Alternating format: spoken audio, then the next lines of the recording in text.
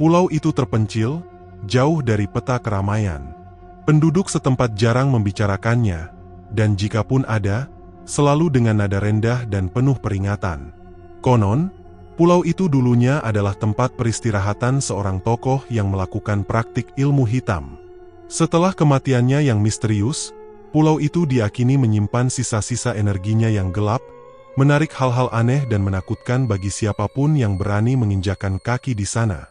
Angin laut yang berhembus di sekitar pulau membawa bisikan samar, cerita-cerita yang hilang ditelan waktu tentang keserakahan, pengkhianatan, dan kekuatan gelap yang tak pernah benar-benar mati. 4 sahabat yang mencari ketenangan dan petualangan tanpa sadar telah memilih tempat yang salah, tempat di mana keindahan alam menyembunyikan ancaman yang tak terduga, dan akhir pekan yang panjang akan berubah menjadi mimpi buruk yang tak terlupakan. Antusiasme memenuhi kabin mobil tua yang lapang itu. Juna, dengan senyum lebar, menyetir dengan semangat, sesekali melirik ke arah peta digital di ponselnya. Di sebelahnya, Bella berceloteh riang tentang rencana mereka berkemah di pulau terpencil yang katanya masih perawan. Di belakang, Cakra sibuk memeriksa perlengkapan kamera barunya, sementara Dewi sesekali melihat keluar jendela, menikmati pemandangan pedesaan yang mereka lewati. Akhir pekan panjang ini dijanjikan akan menjadi pelarian yang sempurna dari hiruk-pikuk kota. Saat malam mulai merayap dan jalanan semakin sepi, hanya diterangi oleh lampu depan mobil yang menembus kegelapan, suasana di dalam mobil menjadi lebih tenang. Mereka bertukar cerita, menyanyikan lagu-lagu kesukaan, dan sesekali bercanda. Namun, tiba-tiba, di tengah keheningan malam yang hanya dipecah oleh deru mesin, terdengar suara aneh dari bawah kap mobil, bunyi berdecit yang semakin lama semakin keras, diikuti oleh suara batuk-batuk kasar. "Ada apa itu?" tanya Bella khawatir, mengerutkan kening. Juna menginjak pedal gas, namun laju mobil semakin melambat. "Sepertinya ada masalah dengan mesinnya," gumamnya cemas. Tak lama kemudian, mobil itu tersentak-sentak beberapa kali sebelum akhirnya mati total di tengah jalan yang tampak lengang dan gelap gulita. "Sial, kenapa harus sekarang?" gerutu Juna frustrasi, memukul setir dengan telapak tangannya. Ia mencoba memutar kunci kontak berulang kali, namun yang terdengar hanyalah suara klik, klik, klik yang menyebalkan. Bella dengan sigap menyalakan senter ponselnya, cahayanya membelah kegelapan di dalam mobil. "Kita di mana ini? Kok sepi sekali?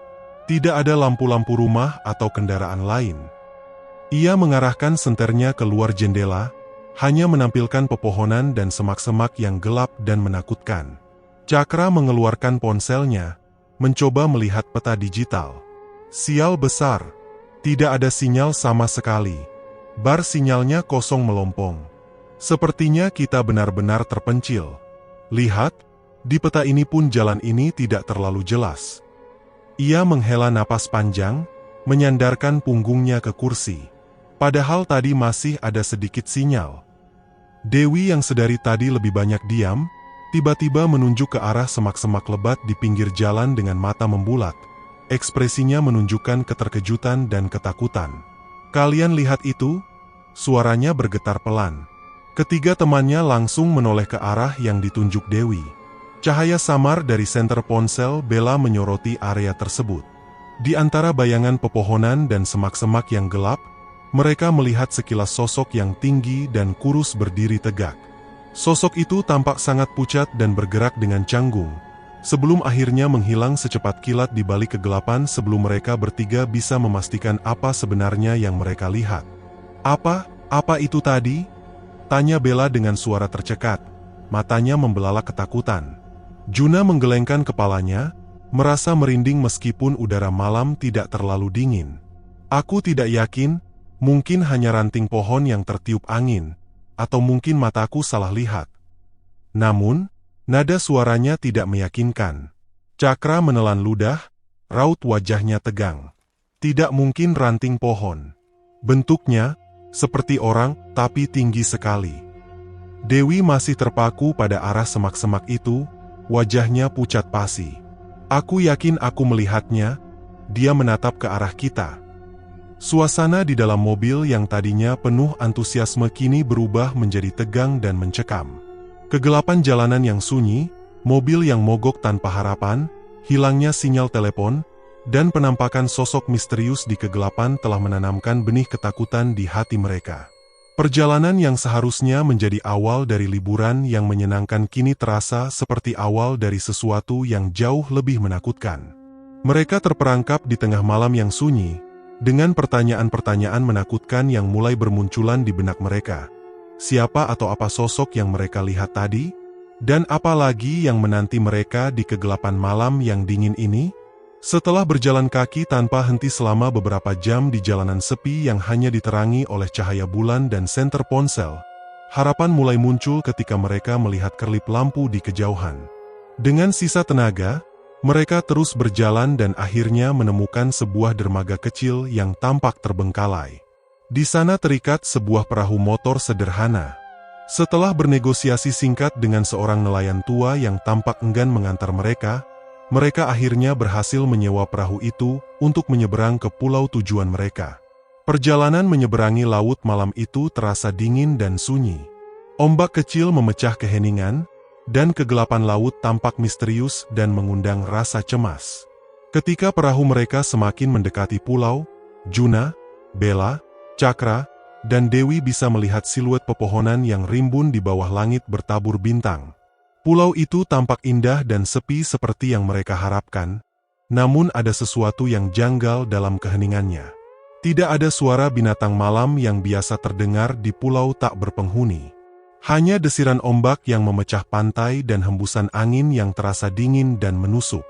Setelah mendarat di pantai berpasir putih dan menarik perahu ke daratan, mereka mulai mendirikan tenda di sebuah area datar di bawah naungan beberapa pohon besar. Sambil memasak makan malam sederhana dengan peralatan camping mereka mencoba mengabaikan perasaan aneh yang menyelimuti pulau itu. Namun, begitu malam benar-benar tiba dan api unggun mereka mulai meredup, suara-suara aneh dari dalam hutan yang mengelilingi perkemahan mereka mulai terdengar. Suara-suara itu tidak seperti desahan angin di antara dedaunan atau derap langkah binatang liar. Lebih menyerupai bisikan lirih yang tidak jelas, seolah ada banyak suara pelan yang berbicara dalam bahasa yang tidak mereka mengerti. Sesekali, terdengar juga suara gesekan aneh, seperti sesuatu yang menyeret di atas tanah kering atau menggaruk batang pohon. Bella yang sedang duduk memangku lutut di dekat api unggun yang mulai mengecil, tiba-tiba memegang erat lengan Juna. Matanya memandang ke arah kegelapan hutan dengan ketakutan yang jelas terpancar di wajahnya. Suara apa itu? Bisiknya pelan, suaranya sedikit bergetar. Ia mendekat ke arah Juna, mencari perlindungan.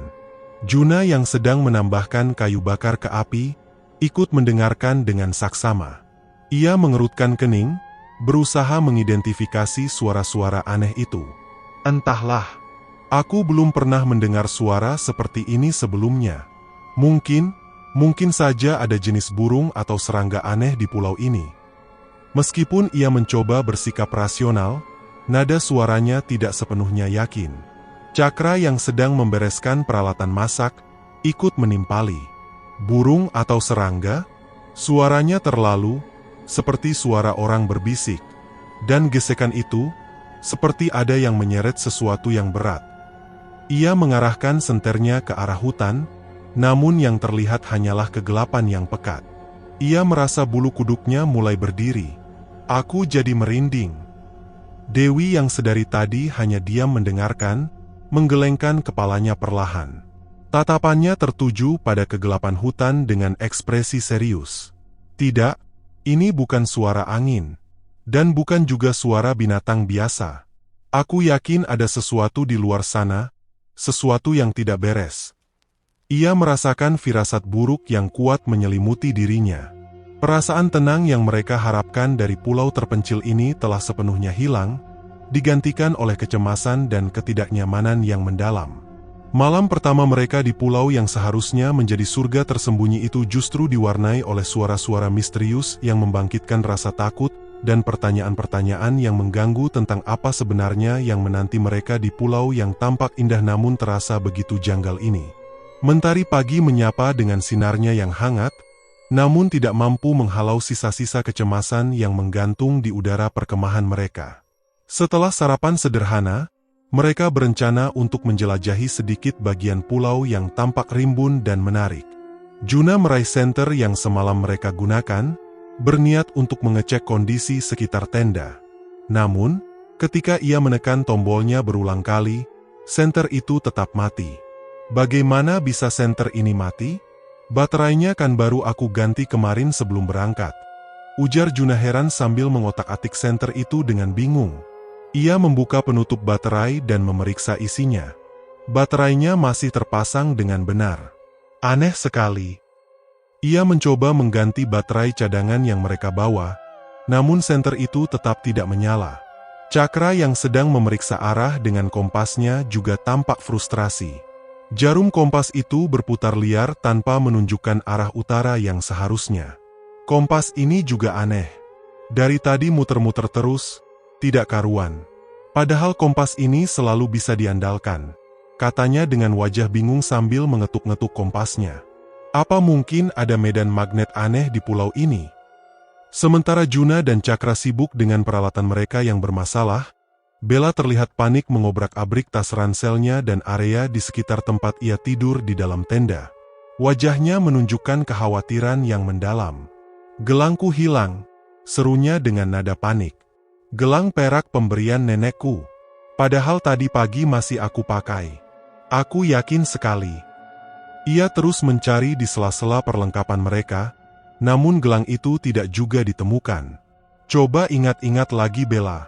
Mungkin kamu meletakkannya di suatu tempat," ujar Dewi mencoba menenangkan sambil membantu mencari. Mereka memeriksa setiap sudut tenda dan area di sekitar perkemahan, namun gelang perak kesayangan Bella seolah lenyap di telan bumi. "Tidak mungkin. Aku tidak pernah melepasnya kecuali saat mandi. Dan tadi pagi aku belum mandi," jawab Bella dengan nada putus asa, air mata mulai menggenang di pelupuk matanya. Ini pasti tidak benar. Kejadian-kejadian kecil namun mengganggu ini mulai merayapi pikiran mereka. Senter yang mati tanpa alasan, kompas yang tidak berfungsi, dan hilangnya barang pribadi yang mereka yakini ada sebelumnya. Semua itu terasa janggal dan menimbulkan pertanyaan-pertanyaan yang tidak menyenangkan. Apakah ini hanya serangkaian kebetulan buruk, ataukah ada sesuatu yang lain yang sedang terjadi di pulau ini? "Ini aneh sekali," gumam Juna sambil menatap senter mati di tangannya. "Semua peralatan kita tiba-tiba bermasalah. Apa mungkin ada pengaruh dari pulau ini?" celetuk Cakra dengan nada khawatir. "Suara-suara aneh semalam, sekarang peralatan kita, rasanya tidak enak." Dewi mengangguk setuju. "Aku juga merasakan hal yang sama. Ada sesuatu yang tidak wajar di pulau ini. Kita harus lebih berhati-hati." Bella masih terus mencari gelangnya dengan panik, namun usahanya sia-sia. Kehilangan gelang itu bukan hanya kehilangan materi baginya, tetapi juga terasa seperti pertanda buruk. Perasaan tidak nyaman yang mereka rasakan sejak semalam kini semakin menguat, diiringi oleh keanehan-keanehan kecil yang mulai menggerogoti ketenangan mereka. Pulau yang awalnya mereka bayangkan sebagai tempat peristirahatan yang damai, kini mulai terasa seperti menyimpan misteri yang kelam dan mengancam. Mereka mulai bertanya-tanya, apalagi kejutan buruk yang menanti mereka di pulau yang janggal ini? Malam kedua di pulau itu terasa jauh lebih mencekam daripada malam sebelumnya. Suara-suara aneh dari hutan masih terdengar, bahkan terasa lebih dekat dan lebih jelas. Angin yang berhembus di luar tenda seolah membawa bisikan-bisikan samar yang membuat bulu kuduk berdiri. Tidur mereka pun menjadi tidak nyenyak, diwarnai oleh mimpi-mimpi aneh dan mengganggu yang seolah mencerminkan ketidaknyamanan dan ketakutan yang mereka rasakan.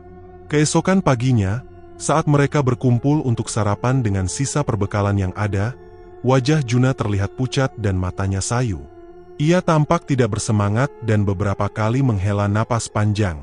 "Mimpiku semalam mengerikan sekali," cerita Juna dengan suara pelan sambil mengaduk-aduk kopi instannya tanpa selera. "Aku bermimpi dikejar oleh sosok tinggi kurus yang kita lihat di jalan waktu mobil mogok. Dia terus mengejarku di hutan yang gelap, dan setiap kali dia hampir menangkapku, aku terbangun dengan jantung berdebar kencang." Ia mengusap wajahnya dengan tangan yang sedikit gemetar. "Rasanya nyata sekali," seperti aku benar-benar berlari dan ketakutan. Bella yang duduk di samping Juna juga terlihat tidak kalah lesu. Matanya sembab, dan ia tampak enggan untuk menatap yang lain. Aku juga, sahut Bella dengan nada khawatir, suaranya hampir berbisik. Aku bermimpi tersesat di hutan yang gelap gulita. Pohon-pohonnya tampak seperti tangan-tangan kurus yang mencoba meraihku, dan aku terus mendengar bisikan-bisikan menakutkan di telingaku. Bisikan-bisikan yang tidak jelas, tapi terasa sangat jahat. Ia memeluk dirinya sendiri, seolah masih merasakan dinginnya hutan dalam mimpinya. Aku terbangun beberapa kali semalam karena mimpi itu. Aku jadi takut untuk tidur lagi nanti malam. Cakra yang biasanya paling ceria, kali ini terlihat murung dan tidak banyak bicara. Ketika ditanya tentang tidurnya, ia menjawab dengan singkat, "Aku juga tidak nyenyak. Aku bermimpi melihat bayangan-bayangan aneh bergerak di sekitar tenda kita. Mereka seperti mengawasi kita dari luar. Setiap kali aku mencoba melihat lebih jelas, bayangan itu menghilang." Ia bergidik pelan. Rasanya seperti ada yang mengintai kita di pulau ini. Berbeda dengan ketiga temannya, Dewi mengaku tidak mengalami mimpi buruk. Namun, ia juga tidak bisa tidur nyenyak. "Aku tidak bermimpi, tapi aku terus terbangun dengan perasaan gelisah," katanya dengan nada serius. "Aku merasa seperti ada yang mengawasi kita sepanjang malam.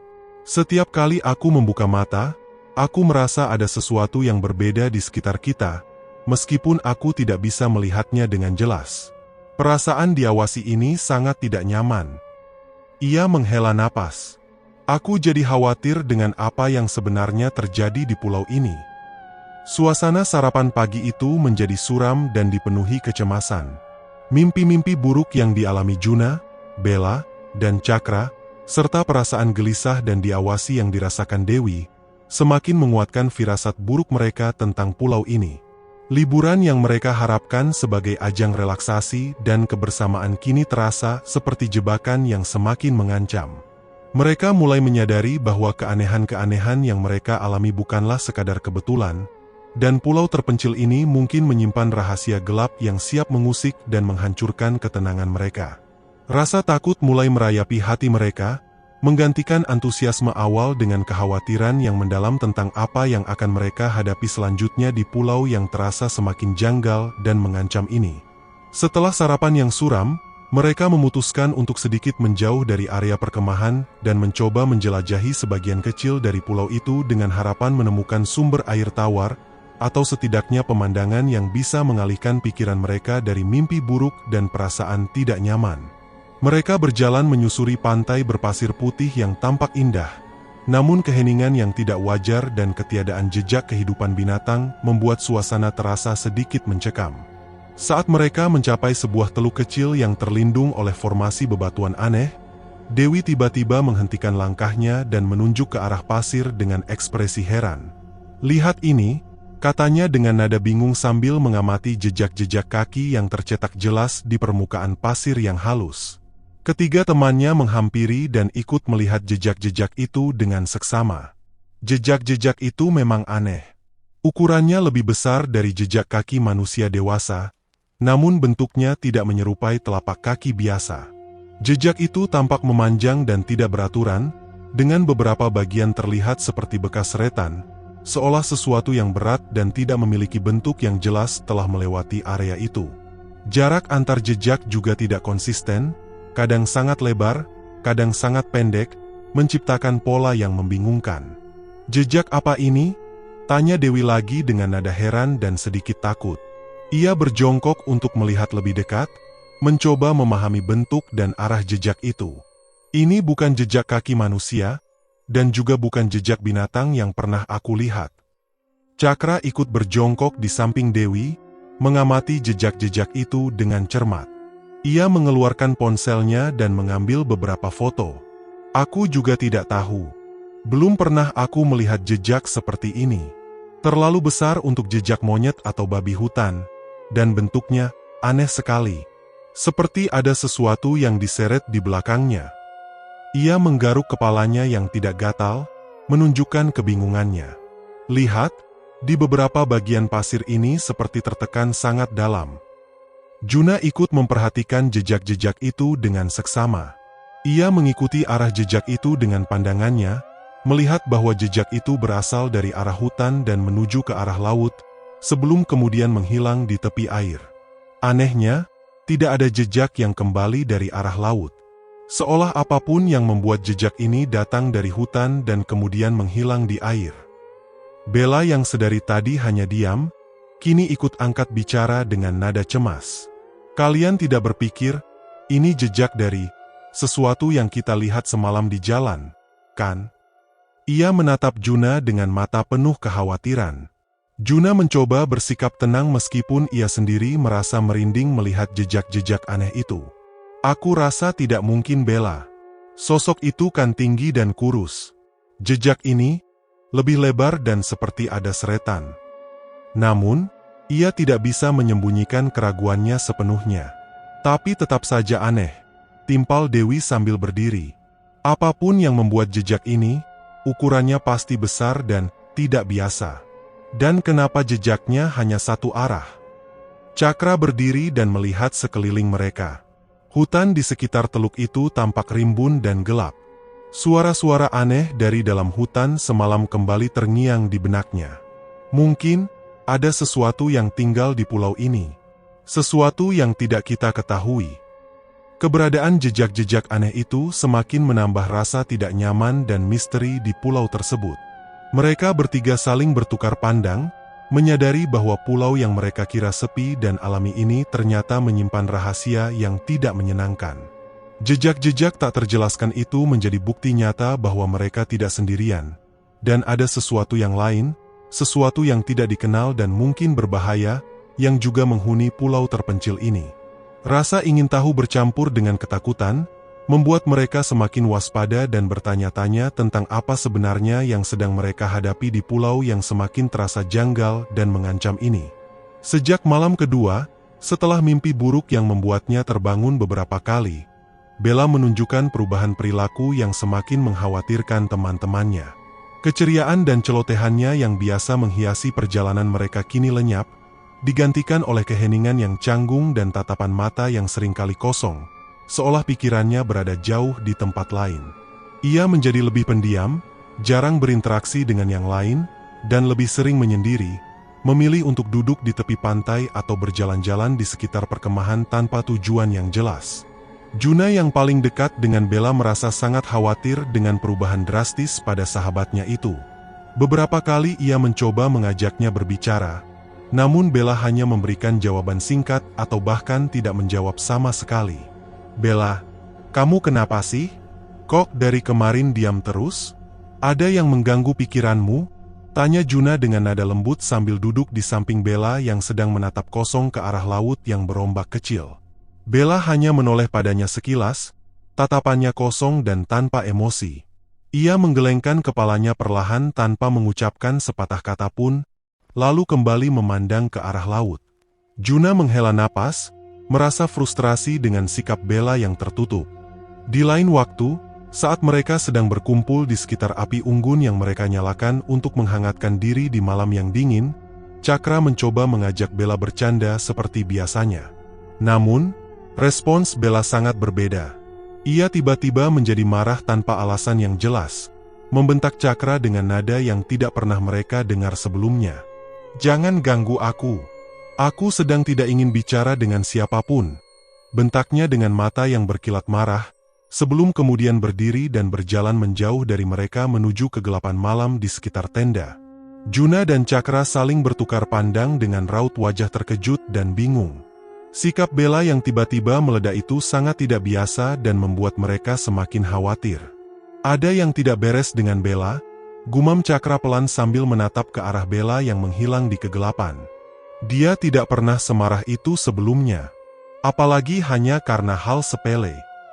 Dewi yang sedari tadi hanya mengamati perilaku Bella dengan seksama, ikut angkat bicara dengan nada prihatin. Aku juga merasakan ada yang aneh dengannya. Sejak semalam, dia terlihat sangat pucat dan seperti tidak fokus. Tatapannya juga seringkali kosong, seperti melihat sesuatu yang tidak kita lihat. Ia mengerutkan kening. Apa mungkin mimpi buruknya semalam sangat mengganggunya? Juna menghela napas lagi, merasa semakin khawatir. Mungkin saja.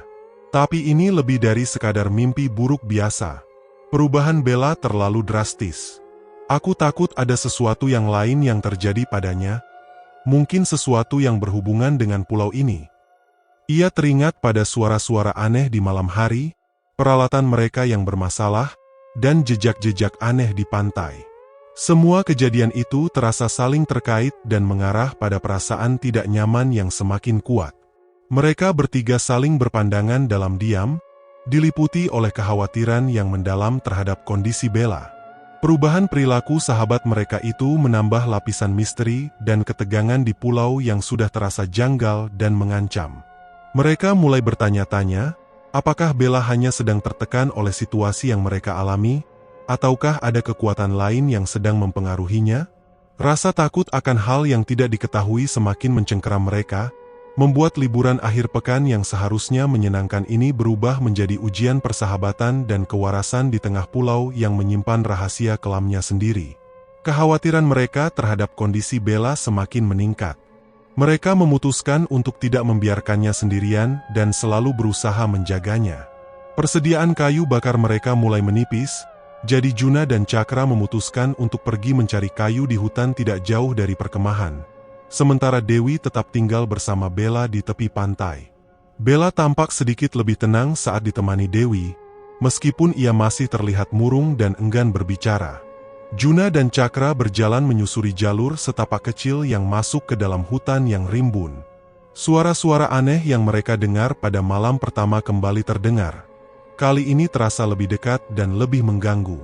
Pepohonan tinggi dengan ranting-ranting yang saling menjalin menciptakan suasana gelap dan mencekam di dalam hutan, meskipun matahari bersinar cerah di luar.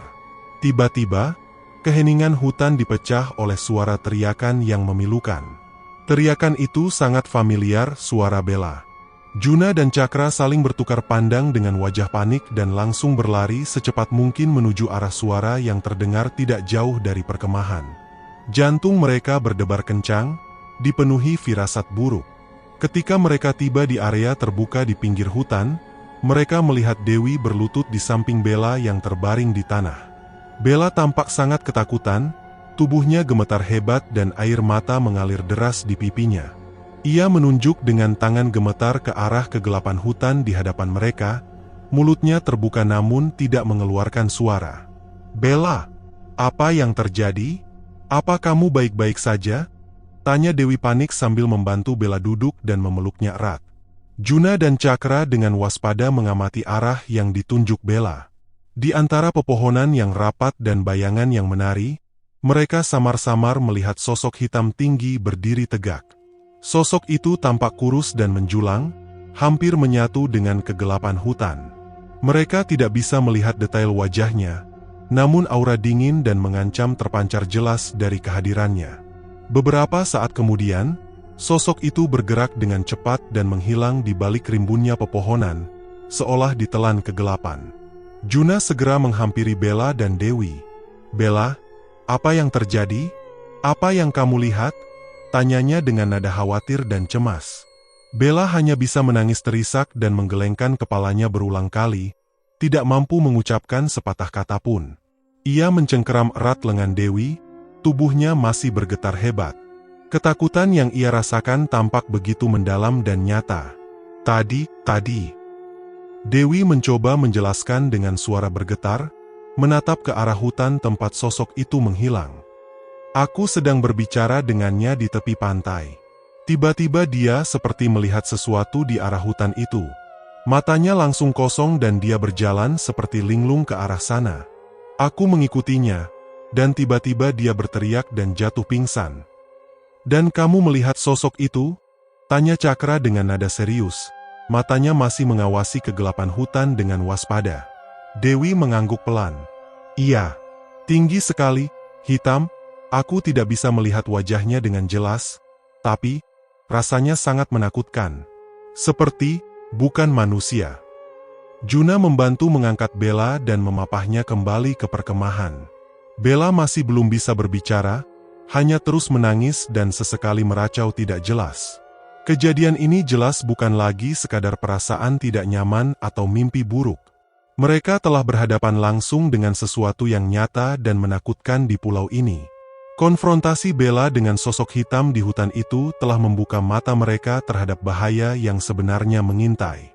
Rasa takut yang selama ini mereka rasakan kini berubah menjadi teror yang nyata, dan mereka tahu bahwa mereka harus segera mencari cara untuk meninggalkan pulau terkutuk ini sebelum semuanya terlambat.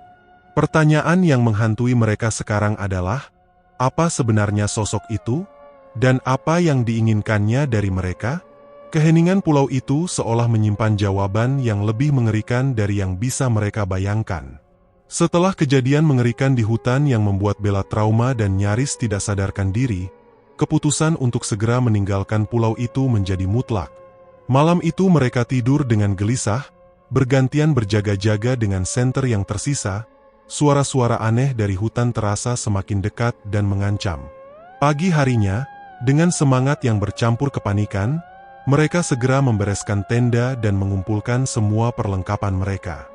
Bella masih terlihat pucat dan linglung, namun ia menurut saja ketika dibantu berjalan oleh Dewi. Dengan langkah tergesa-gesa, mereka menuju tepi pantai tempat mereka menambatkan perahu sewaan sehari sebelumnya. Harapan untuk segera meninggalkan pulau yang penuh teror ini menjadi satu-satunya yang mereka pikirkan. Namun, begitu mereka tiba di bibir pantai, harapan itu langsung pupus, digantikan oleh keterkejutan dan keputusasaan yang mendalam. Perahu motor sewaan yang seharusnya terikat di sana hilang. Hanya tali pengikat yang terputus rapi yang tergeletak di pasir. Ujungnya berjuntai seperti bekas gigitan tajam. Tidak ada jejak perahu di sekitar area itu, seolah perahu itu lenyap di telan laut dalam semalam. Juna yang pertama kali menyadari hilangnya perahu itu langsung terdiam membeku, matanya membelalak tak percaya menatap tali putus di pasir. Tidak mungkin. Gumamnya lirih, seolah menolak kenyataan yang ada di depan matanya. Ia berlari ke tepi air, mengamati permukaan laut yang tenang, namun perahu itu tidak terlihat dimanapun. Perahunya hilang, seru Juna dengan nada panik yang meninggi, berbalik menghadap teman-temannya dengan wajah pucat pasi. Bagaimana ini bisa terjadi? Kemana perahunya? Cakra yang baru saja tiba di tepi pantai bersama Dewi dan Bella langsung terkejut melihat ekspresi panik Juna. Ia mengikuti arah pandang Juna dan melihat tali putus di pasir. Apa maksudmu hilang? Bukankah kita sudah mengikatnya dengan benar kemarin? Tanyanya dengan wajah bingung. Ia berjalan mendekat dan memeriksa tali itu. Ini seperti dipotong dengan sengaja. Bella yang masih terlihat linglung hanya menatap kosong ke arah laut, seolah tidak sepenuhnya memahami apa yang sedang terjadi. Dewi memeluknya erat, mencoba memberikan ketenangan. Dipotong? Ulang Juna dengan nada tak percaya. Siapa yang mungkin melakukan ini? Kita kan satu-satunya orang di pulau ini. Ia melihat sekeliling pantai yang sepi, hutan rimbun di belakang mereka tampak mengawasi dalam diam. Cakra menghela napas berat, rasa putus asa mulai menjalari hatinya. Kalau perahunya hilang, itu artinya. Ia tidak sanggup melanjutkan kalimatnya, namun semua orang di sana memahami implikasinya. Kita terjebak di pulau ini, sahut Cakra akhirnya dengan nada putus asa. Suaranya terdengar getir di tengah desiran ombak. Ia terduduk lemas di pasir, menatap laut yang membentang luas di hadapan mereka. Tidak ada cara lain untuk kembali. Keheningan yang mencekam menyelimuti mereka. Kata-kata Cakra bagai palu godam yang menghantam harapan terakhir mereka. Mereka terperangkap di pulau yang penuh dengan kejadian-kejadian aneh dan sosok menakutkan, tanpa ada cara untuk meminta bantuan atau melarikan diri. Rasa takut yang selama ini mereka coba tahan kini menyeruak dengan kekuatan penuh, menggerogoti keberanian dan kewarasan mereka. Lalu, apa yang akan kita lakukan sekarang? Tanya Bella dengan suara lirih, akhirnya mengeluarkan suara setelah sekian lama terdiam. Matanya menatap Juna dengan tatapan kosong namun penuh ketakutan. Juna menggelengkan kepalanya, merasa putus asa dan tidak berdaya. Aku tidak tahu Bella. Aku benar-benar tidak tahu. Ia menatap laut yang luas, seolah mencari jawaban di balik cakrawala yang tak berujung. Dewi memeluk Bella semakin erat, mencoba memberikan kekuatan meskipun ia sendiri merasakan ketakutan yang sama. Kita tidak boleh menyerah. Pasti ada cara. Mungkin ada bagian pulau lain yang berpenghuni, atau mungkin perahu itu hanyut dan akan kembali lagi. Namun, nada suaranya tidak terlalu meyakinkan. Mereka terdiam kembali, terperangkap di pulau yang indah namun mematikan ini. Harapan untuk kembali ke kehidupan normal mereka kini terasa sangat tipis. Mereka tahu, mereka harus menghadapi apapun yang ada di pulau ini, tanpa tahu apa yang menanti mereka di kegelapan hutan atau di balik ombak yang tenang. Kenyataan bahwa mereka terjebak, dan perahu mereka dihilangkan dengan sengaja, menimbulkan pertanyaan yang lebih menakutkan. Apakah mereka memang ditakdirkan untuk tidak pernah meninggalkan pulau ini? Dan apa yang sebenarnya menginginkan mereka tetap tinggal? Keheningan pulau itu seolah menyimpan jawaban yang lebih mengerikan dari yang bisa mereka bayangkan. Hari-hari berlalu di pulau itu terasa seperti siksaan yang tak berujung. Tanpa perahu, harapan untuk kembali ke peradaban semakin menipis. Persediaan makanan dan air mereka juga mulai menipis, menambah tekanan fisik dan mental yang sudah berat. Teror yang mereka alami setiap malam, ditambah dengan ketidakpastian akan nasib mereka, mulai menggerogoti kewarasan mereka satu persatu. Cakra menjadi yang pertama menunjukkan gejala gangguan psikologis yang serius. Di malam hari, saat mereka berkumpul di sekitar api unggun yang semakin kecil, ia seringkali terlihat gelisah dan ketakutan tanpa alasan yang jelas. Ia terus-menerus menoleh ke belakang dan ke samping, matanya memicing seolah melihat sesuatu yang tidak dilihat oleh yang lain. "Aku rasa aku mulai tidak waras," ujarnya suatu malam sambil memegangi kepalanya erat-erat, keringat dingin membasahi pelipisnya meskipun udara malam dingin. "Aku terus melihat bayangan-bayangan aneh bergerak di sudut mataku. Cepat sekali, seperti kilatan hitam. Mereka seperti mengawasi kita dari balik pepohonan." Ia menunjuk ke arah kegelapan hutan dengan tangan gemetar. "Kalian tidak melihatnya? Tadi ada di sana, lalu menghilang di balik semak-semak itu." Juna dan Dewi saling bertukar pandang khawatir. Mereka tidak melihat apapun selain kegelapan hutan yang pekat. "Aku tidak melihat apa-apa, Cakra," jawab Juna lembut, mencoba menenangkan sahabatnya. "Mungkin kamu hanya terlalu lelah dan tegang." Namun, Cakra menggelengkan kepalanya dengan panik. "Tidak, aku yakin melihatnya. Beberapa kali, mereka seperti siluet tanpa wajah." Tak lama kemudian, Juna sendiri mulai mengalami hal-hal aneh. Di tengah keheningan malam yang mencekam, ia mulai mendengar bisikan-bisikan samar yang seolah memanggil namanya. Suara itu lirih dan jauh, namun terasa sangat personal dan mengganggu. "Kalian dengar itu?" tanyanya suatu malam dengan wajah tegang, tiba-tiba terdiam saat sedang berbicara dengan Dewi. Ia memasang telinga, mencoba menangkap kembali suara itu. Dewi mengerutkan kening.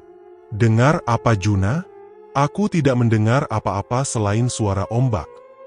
Juna menggelengkan kepalanya dengan bingung. "Tadi, aku yakin mendengar seseorang memanggil namaku. Pelan sekali, seperti bisikan di telingaku." Ia mengusap telinganya dengan tangan gemetar. "Ini pasti hanya halusinasiku saja." Namun, keraguan terpancar jelas dari matanya.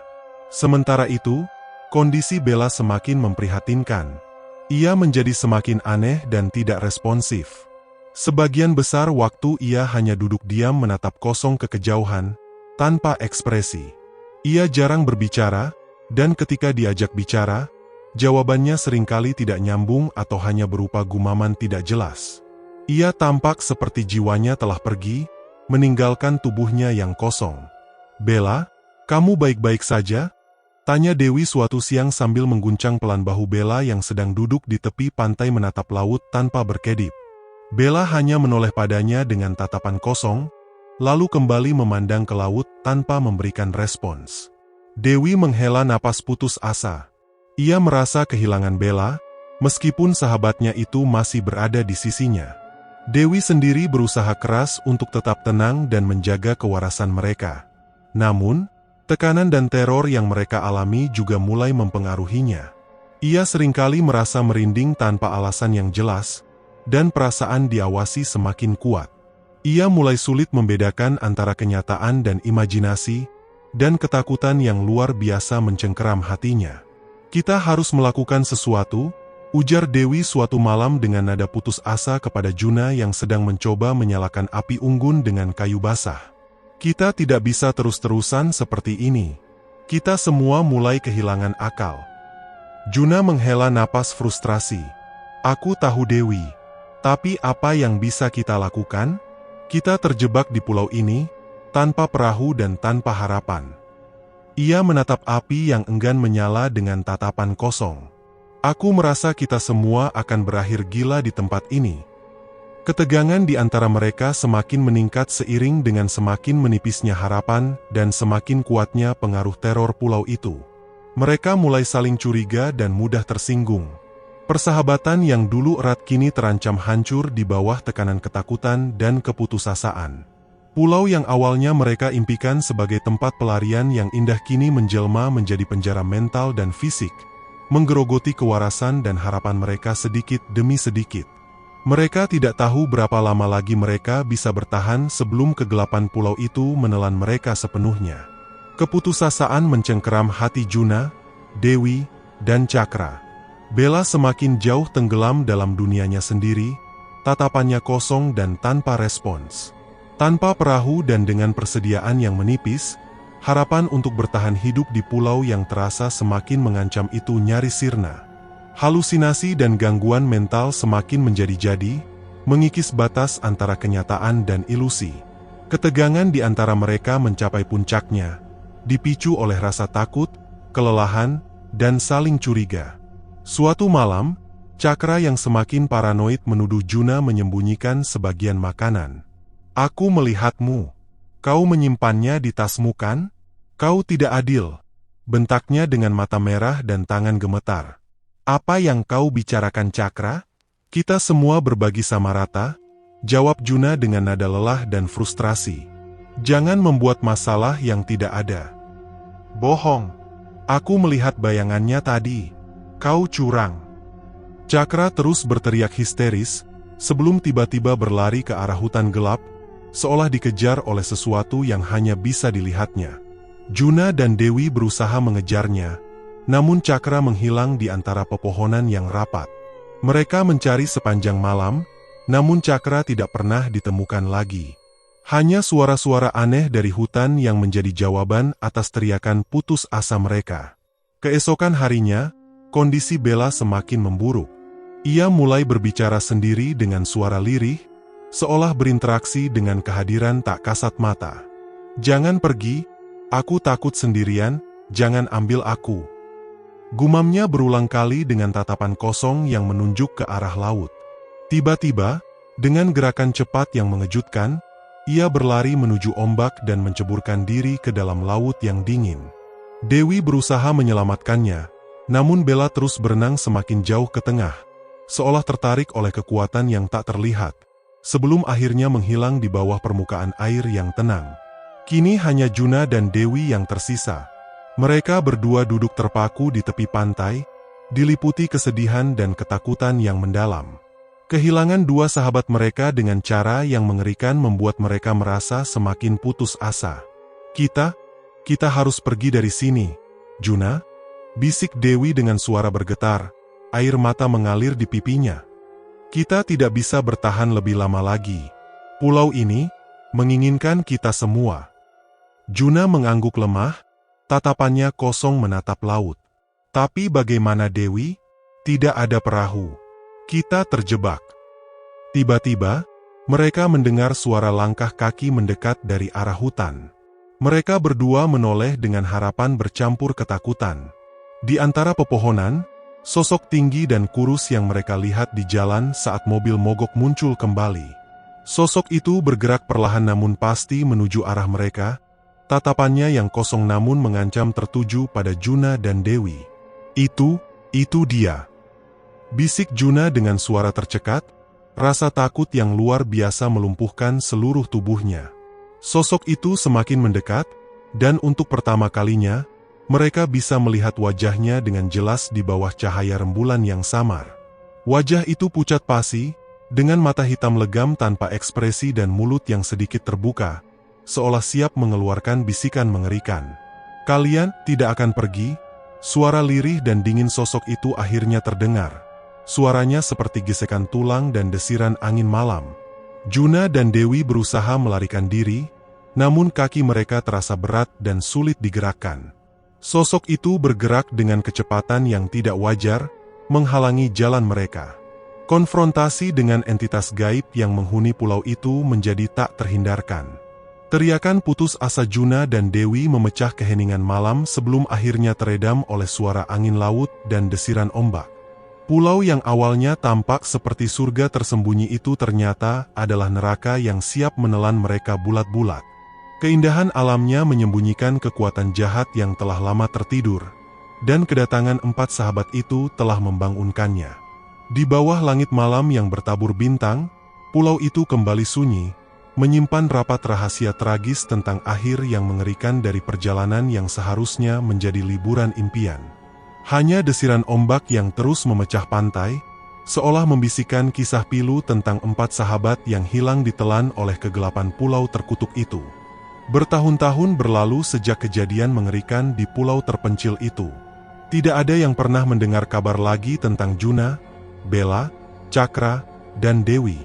Mobil tua yang mereka kendarai ditemukan terbengkalai di pinggir jalan sepi, menjadi saksi bisu perjalanan yang tak pernah usai. Pulau itu kembali sunyi, menyimpan rapat rahasia kengerian yang terjadi di sana. Para nelayan yang sesekali melewati perairannya mengaku merasakan hawa dingin yang aneh dan melihat kabut tebal menyelimuti pulau itu, bahkan di hari yang cerah. Rumor tentang pulau berhantu itu semakin menguat di kalangan penduduk sekitar. Mereka memperingatkan siapapun untuk tidak pernah mencoba mendekatinya, menyebutnya sebagai pulau yang mengambil. Beberapa orang percaya bahwa arwah para sahabat itu masih terperangkap di sana, terjebak dalam lingkaran teror yang tak berujung. Yang lain meyakini bahwa energi gelap dari masa lalu pulau itu telah bangkit kembali, menanti korban baru untuk melengkapi koleksinya. Di malam-malam tertentu, saat bulan purnama menggantung di langit, konon katanya bisikan-bisikan pilu dapat terdengar terbawa angin dari arah pulau itu. Bisikan yang mengingatkan akan perjalanan yang terhenti, persahabatan yang hancur, dan kengerian yang tak terbayangkan di sebuah tempat yang tampak tenang namun menyimpan kegelapan abadi. Pulau itu tetap berdiri angkuh di tengah lautan, sebuah monumen bisu bagi tragedi yang terjadi di baliknya, dan sebuah peringatan bahwa tidak semua tempat yang indah menyimpan kedamaian. Terkadang, keindahan hanyalah kamuflase untuk kengerian yang mengintai.